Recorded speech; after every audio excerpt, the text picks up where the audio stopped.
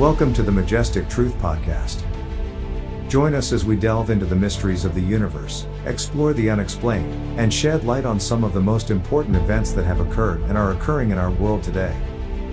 Get ready to open your mind, expand your horizons, and discover the extraordinary. This is the Majestic Truth Podcast. And now your host, Michelle. Welcome back, Truth Seekers, to another episode of the Majestic Truth Podcast, the show that explores the most intriguing mysteries and unexplained phenomena from our world and beyond. I'm your host, Michelle. Have you ever wondered about the event that ignited the modern UFO phenomenon? Today, we're venturing into one of the most pivotal moments in UFO history, the Kenneth Arnold UFO sighting of 1947. Did Arnold really see UFOs, or was it something else entirely? Let's find out. Now, before we kick off the show here, head on over to majestictruth.com/episode 29 to see the overview of this particular episode. Now, let me give you an event summary. Imagine it's a sunny afternoon on June 24th, 1947. The world is still reeling from the aftermath of World War II, and the Cold War is just beginning to cast its long shadow. Against this backdrop, a seemingly ordinary man named Kenneth Arnold would witness something that would forever alter the course of UFO research and spark endless debates among scientists, skeptics, and enthusiasts alike. But who was Kenneth Arnold?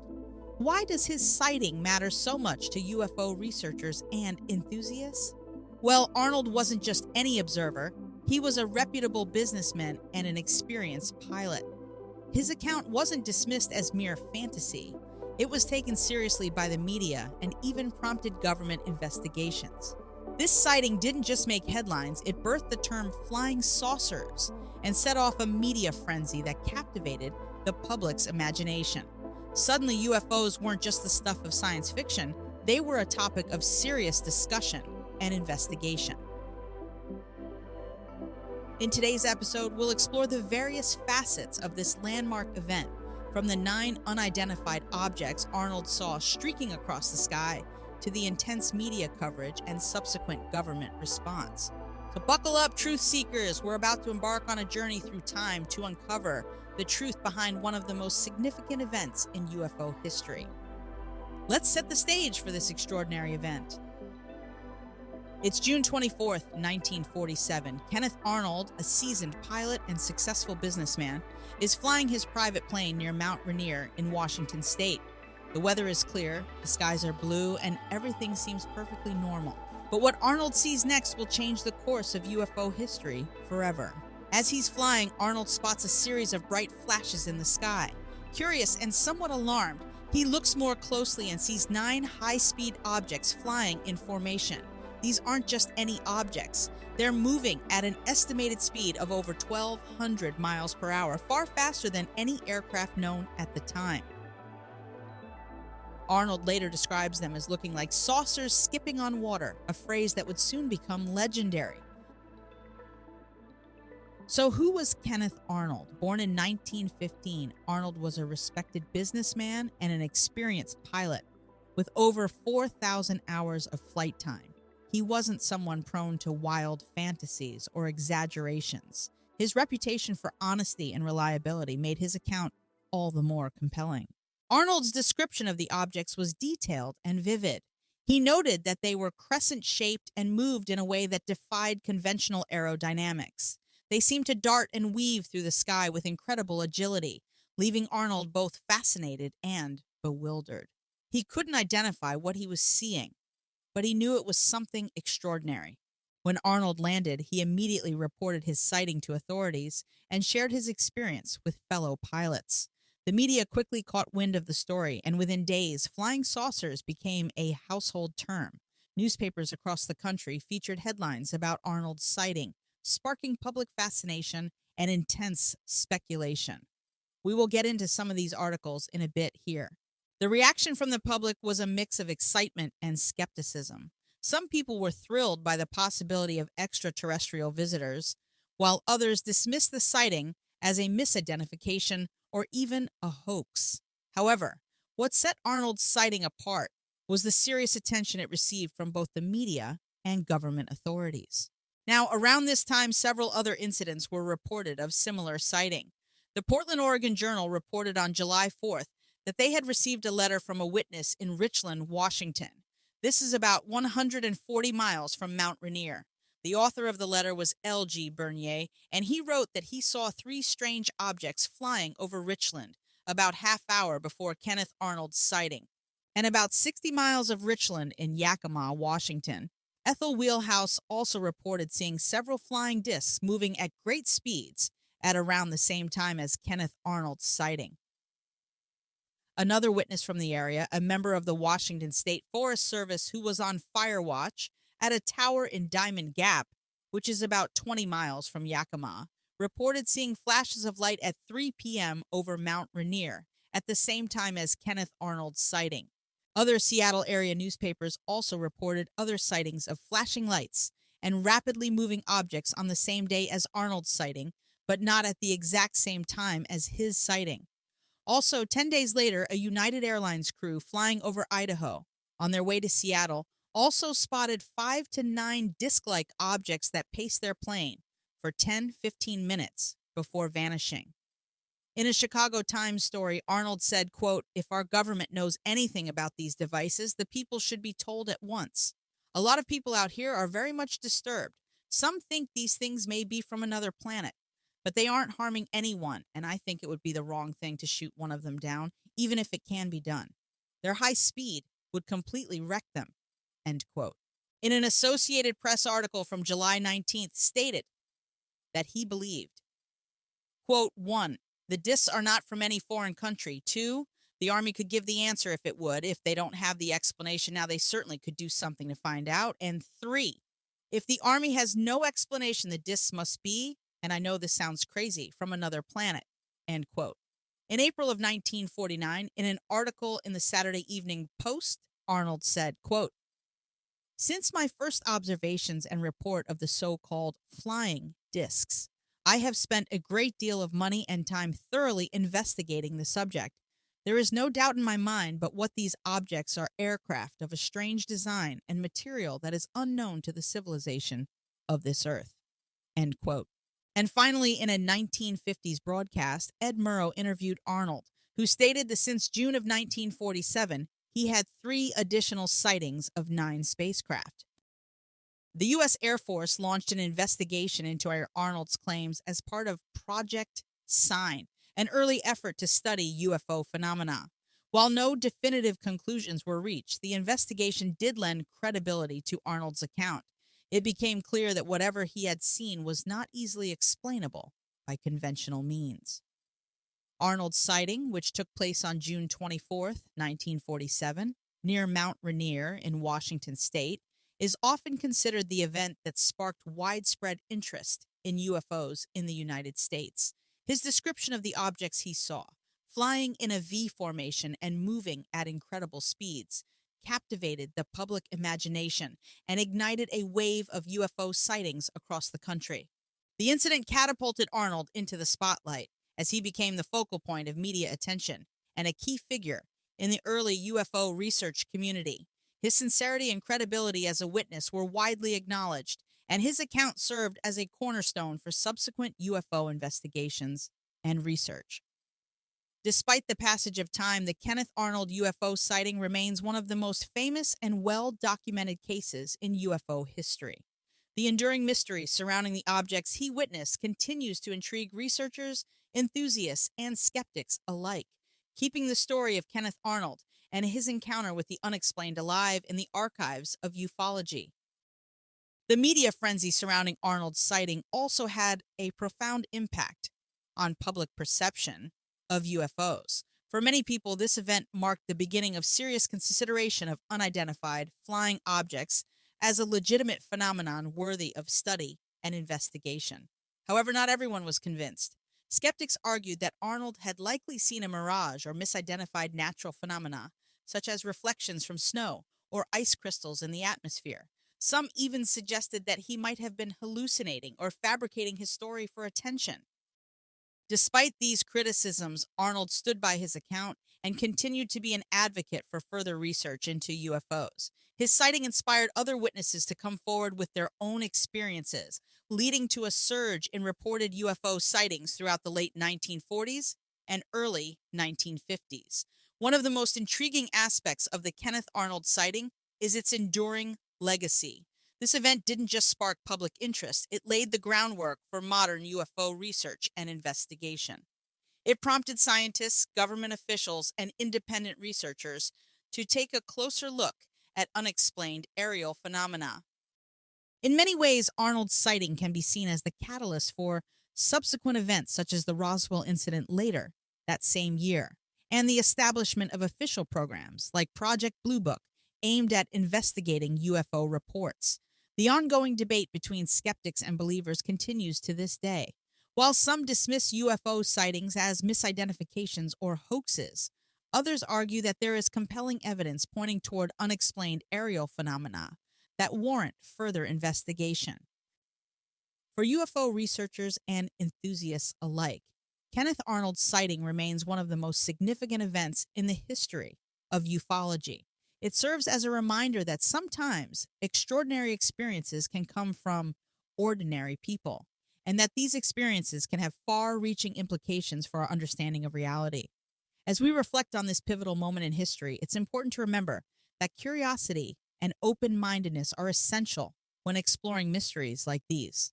Whether you're a skeptic or a believer, or somewhere in between, the story of Kenneth Arnold challenges us all to consider new possibilities and keep searching for answers. So let's load up some sound clips.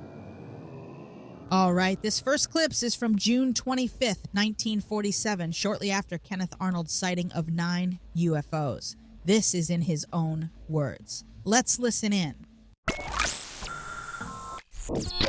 Newscaster in every newspaper across the nation has made headlines out of it, and this afternoon we are honored indeed to have here in our studio this man, Kenneth Arnold, who we believe may be able to give us a first-hand account and give you the same on what happened. Kenneth, first of all, if you'll move up here to the microphone just a little closer, we'll ask you to just tell in your own fashion, as you told us last night in your hotel room and again this morning, what you were doing there and how this entire thing started. Go ahead, Kenneth.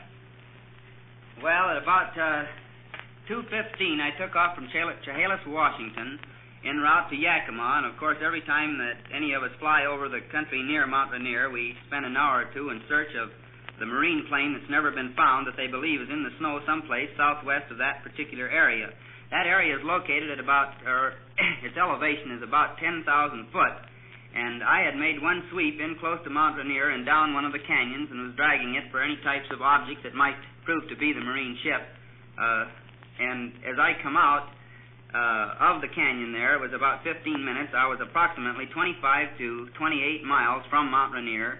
I climbed back up to 9,200 feet, and I noticed to the left of me a chain which looked to me like the tail of a Chinese kite, kind of weaving and going at a terrific speed across the face of Mount Rainier. I at first thought they were geese because it flew like geese, but it was going so fast that I immediately changed my mind and decided it was a bunch of new jet planes in formation. Well, as the planes come to the edge of Mount Rainier, flying at about 160 degrees south, I thought I would clock them because it was such a clear day, and I didn't know where their destination was, but due to the fact that I had Mount St. Helens and Mount Adams to clock them by, I just thought I'd see just how fast they were going, since among pilots we argue about speed so much. And they seemed to flip and flash in the sun just like a mirror. And in fact, I happened to be at an angle from the sun that seemed to hit the tops of these peculiar-looking things in such a way that it almost blinded you when you looked at them through your plexiglass windshield. Well, it was about 1 minute to 3 when I started clocking them on my sweep second-hand clock, and as I kept looking at them, I kept looking for their tails. They didn't have any tails. I thought, well, maybe something's wrong with my eyes, and I turns the plane around and opens the window and looks out the window, and sure enough, I couldn't find any tails on them. And the whole observation of these particular ships didn't last more than about 2.5 minutes, and I could see them only plainly when they seemed to tip their wing or whatever it was, and the sun flashed on them. They looked something like a pie plate that was cut in half with a sort of a convex triangle in the rear. Now, I thought, well, that maybe they're jet planes with just the tails painted green or brown or something, and didn't think too much of it, but kept on watching them. They didn't fly in a conventional formation that's taught in our Army. They seemed to kind of weave in and out right above the mountaintops. And I would say that they even went down into the canyons in several instances, probably 100 feet. But I could see them against the snow, of course, on Mount Rainier, and against the snow on Mount Adams as they were flashing, and against a high ridge that happens to lay in between Mount Rainier and Mount Adams. But when I observed the tail end of the last one passing Mount Adams, and I was at an angle near Mount Rainier from it, but I looked at my watch, and it showed 1 minute and 42 seconds. Well, I still thought, well, that's pretty fast, and I didn't stop to think what the distance was between the two mountains. Well, I landed at Yakima, Washington, and Al Baxter was there to greet me and saw up here. And he told me, I guess I better change my brand. But he kind of gave me a mysterious sort of a look that maybe I had seen something he didn't know. And, well, I just kind of forgot it then till I got down at Pendleton, and I began looking at my map and taking measurements on it. And the best calculation I could figure out, now even in spite of error, would be around 1,200 miles an hour, because making the distance from Mount Rainier to Mount Adams in, we'll say, approximately 2 minutes, it's almost, it'd be around 25 miles per minute.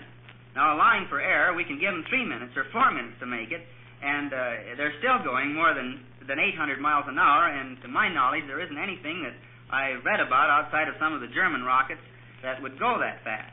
These were flying in more or less a level, constant altitude. They weren't going up and they weren't going down.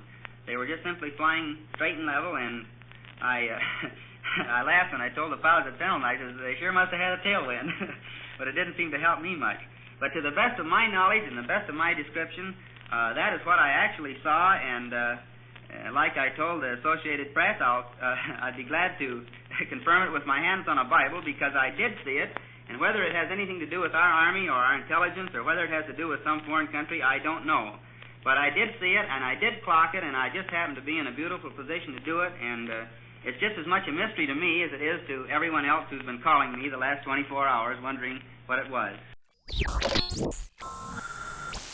Absolutely fascinating, and it's always fantastic when we can hear it in their own words. Next clip is from 1977. Kenneth Arnold has this amazing quote, and this quote resonates with everyone seeking truth today and wanting answers. Here we've seen something, I've seen something, hundreds of pilots have seen something in the skies. We have dutifully reported these things. And we have to have 15 million witnesses before anybody's going to look into the problem seriously? Why, this is utterly fantastic. This is more fantastic than flying saucers or people from Venus or anything, as far as I'm concerned.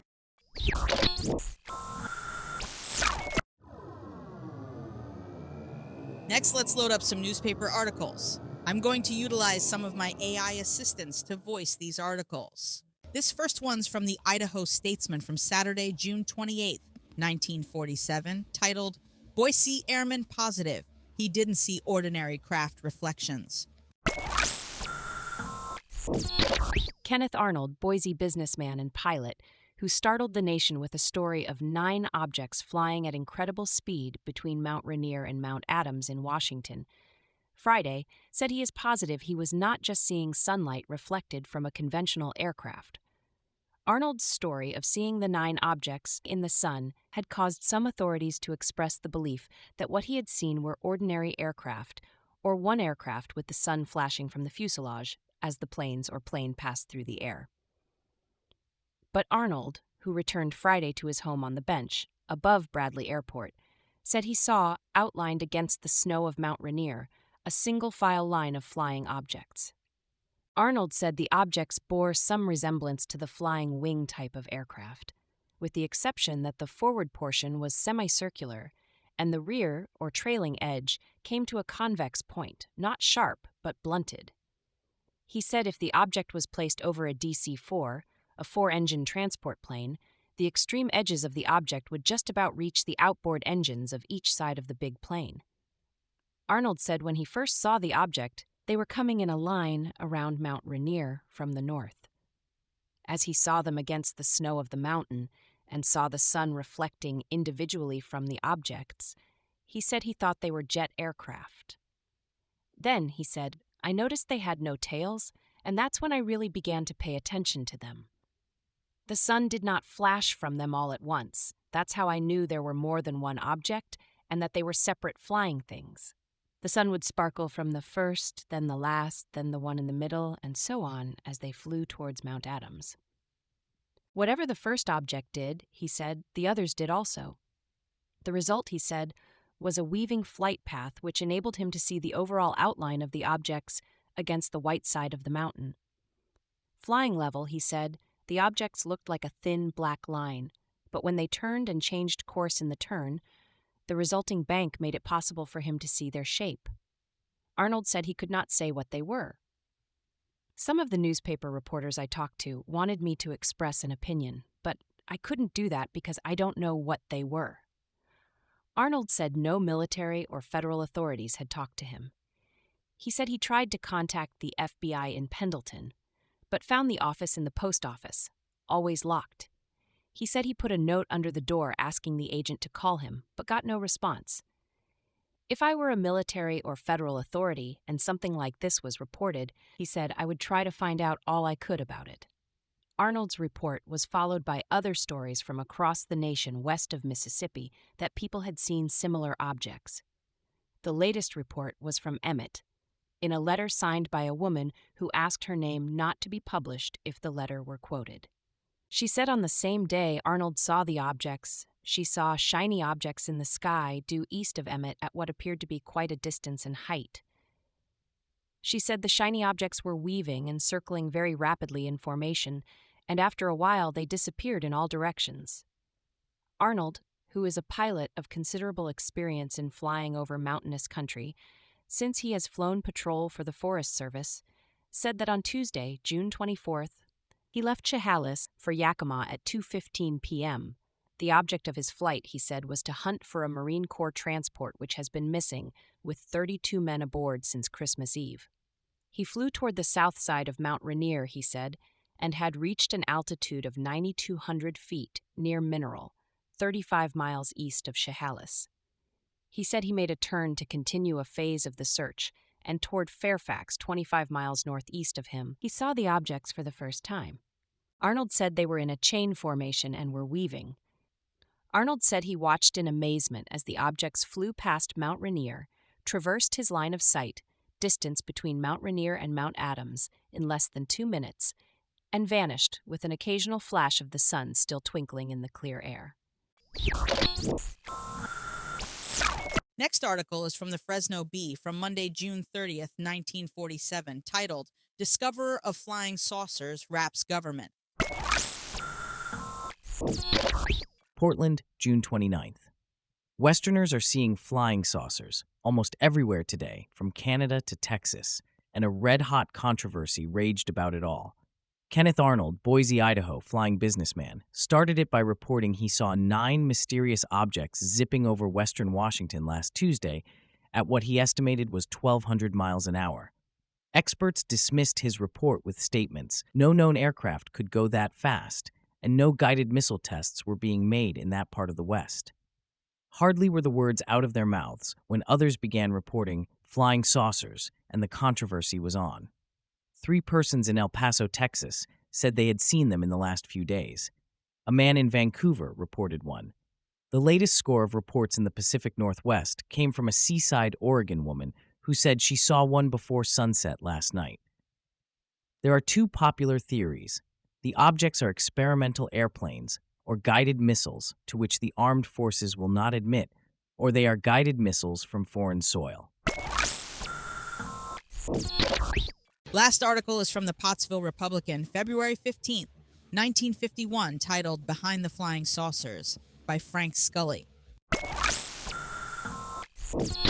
Though there were stories printed to the effect that the Air Force has released just about everything it had gathered in the 2 years it operated Project Saucer, the nearest most peasants like ourselves came to such a feast of reason with a 7,000-word digest of preliminary studies released on April 27, 1949 by the Air Materiel Command at Wright-Patterson Air Force Base, Dayton, Ohio. Project Saucer was officially activated on January 22, 1948. It released its digest of preliminary studies 15 months later. It declared itself officially discontinued on December 27, 1949. But on April 4, 1950, it admitted that it had continued and would continue to receive and evaluate through normal field intelligence channels any substantial reports of any unusual aerial phenomena. This was the first official admission of a charge I made in January 1950 that Project Saucer had not closed down but only dummied up. Its April 4th release admitted it had decentralized the chase. The digest begins with the famous case of Kenneth Arnold, when on Tuesday, June 24, 1947, he looked from his private plane and spotted a chain of 9 saucer-like objects playing tag with the jagged peaks of Washington's Mount Rainier. Arnold's report set off what the Air Force literary arm described as a veritable celestial chain reaction. Flying saucers were followed by reports of chromium hubcaps, whirling through space, flying dimes, flying teardrops, flying ice cream cones, and flying pie plates. It seems more fantastic than the fantastic reports that the Air Force could ever set up a Project Saucer if it had no more than this sort of fluff to begin with. Nevertheless, as it rounded the turn toward the home stretch in the spring of 1949, it revealed that it had looked into 240 domestic and 30 foreign incidents.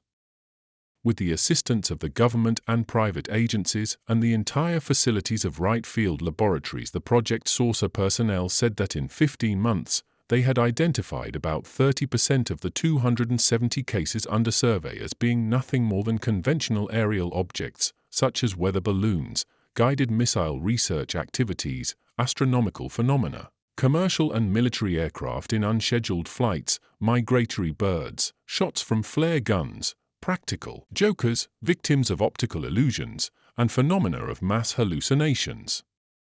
The official prognosis was that equally commonplace explanations would take care of at least another 30% of these riddles of the sky. But as of that spring day of 1949, Air Materiel Command intelligence still admitted there were question marks in the saucer story. The possibility of technical development far in advance of the knowledge available to American engineers and scientists had been widely considered that the saucers might be visitations from Mars, Venus, or distant planets attached to other star systems was looked upon by Air Materiel Command intelligence as an almost incomplete impossibility. You will observe that rereading is not quite the same as saying an impossibility. At most, is a little loophole, but if a flying saucer slipped through it, Air Materiel Command intelligence could point to the fact that it had never quite closed the door. From the digest of Air Materiel Command intelligence, it is not possible for a detached observer to tell whether they believed they had identified Kenneth Arnold's 9 flying saucers or not. His story is simplicity itself. He dealt in fire control equipment and covered the Northwest in his private plane. On June 24, 1947, he saw the reflection of a bright flash on his wing. He looked around and caught a chain of 9 peculiar aircraft approaching Mount Rainier. They flew like geese in a diagonal line as if they were linked together. They flew close to the mountaintops.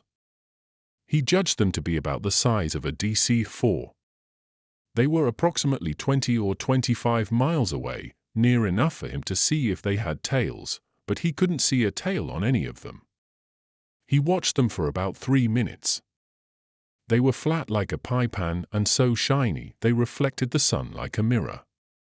He clocked their speed to be about 1,200 miles per hour. Air Materiel Command Intelligence put Professor Joseph A. Hynek, head of the Ohio State University Observatory, to work on the Arnold report. Dr. Hynek was under contract with Air Materiel Command Intelligence to check on their astrophysicist phases of Project Saucer. I take it that the Air Material Command Intelligence screens even its astronomers, had it found itself satisfied with Dr. Walter Lee Moore, astronomer of the University of Louisville. Instead of Dr. Hynek, it might have gotten a different story about flying saucers. Dr. Moore reported that he personally focused his telescope on several flying disks. According to Dr. Moore, the disks headed straight towards Venus on the return trip. This led him to suspect as little as we know of what is going on behind those Venusian cloud banks. Venus was the point of origin of those flying saucers which he saw and those which Kenneth Arnold saw. But aeromedical laboratory men instead of Dr. Moore were called in by Air Material Command Intelligence to needle Arnold's story. They stated that an object traveling at 1,200 miles per hour would not be visible to the naked eye. But Arnold didn't say he looked at them with a naked eye, and the aeromedical laboratory men, who of course were not up there with Arnold, never reported how fast Arnold's eyes might be at spotting objects 25 miles away and possibly scooting by him as he jogged along at 200 miles per hour. And there you have it, truth seekers, a comprehensive look at the Kenneth Arnold UFO sighting of 1947. This extraordinary event not only captivated the public's imagination, but also laid the groundwork for modern UFO research. From Arnold's startling encounter with 9 unidentified objects to the media frenzy and government investigations that followed, this sighting remains a cornerstone in the archives of ufology. The impact of Kenneth Arnold's sighting on modern UFO research cannot be overstated. It was the spark that ignited widespread interest and serious inquiry into unexplained aerial phenomena. This single event opened the door for future investigations and set a precedent for how such sightings would be reported and scrutinized. It also gave birth to the term flying saucers, a phrase that has since become synonymous with UFOs. But what makes this story truly fascinating is its enduring legacy. Even today, more than 7 decades later, Arnold's sighting continues to be a topic of debate and fascination. Skeptics and believers alike still discuss and analyze his account, searching for clues that might explain what he saw that fateful day over Mount Rainier. Now, it's your turn to join the conversation. What do you think about Kenneth Arnold's sighting? Do you believe he truly saw something otherworldly, or was it a case of misidentification? Share your thoughts by emailing me at truth@majestictruth.com. All right, truth seekers, that concludes this episode of Majestic Truth. For more information on this episode about the Kenneth Arnold UFO sighting of 1947, visit majestictruth.com/episode 29. I hope you've enjoyed exploring the depths of the unknown with us today. Remember, the pursuit of truth and the quest for knowledge are ongoing journeys. So stay curious, stay open-minded, always follow your dreams, and keep seeking answers. And if you have your own theories or stories to share about UFOs and other conspiracies, reach out to us on social media or email us at truth@majestictruth.com. Don't forget to mark your calendars and set your alarms because our next episode will be available in 2 weeks on your favorite podcast app. Trust us, you won't want to miss it. Until then, keep your eyes on the skies, your mind open, and remember, the truth is out there. For updates, behind-the-scenes content, and a chance to engage with fellow truth seekers, stay connected with us on social media. Find us on Twitter at TruthSeekerPod, Instagram at Majestic Truth Seekers, and TikTok at Majestic Truth Seekers. Thanks for listening.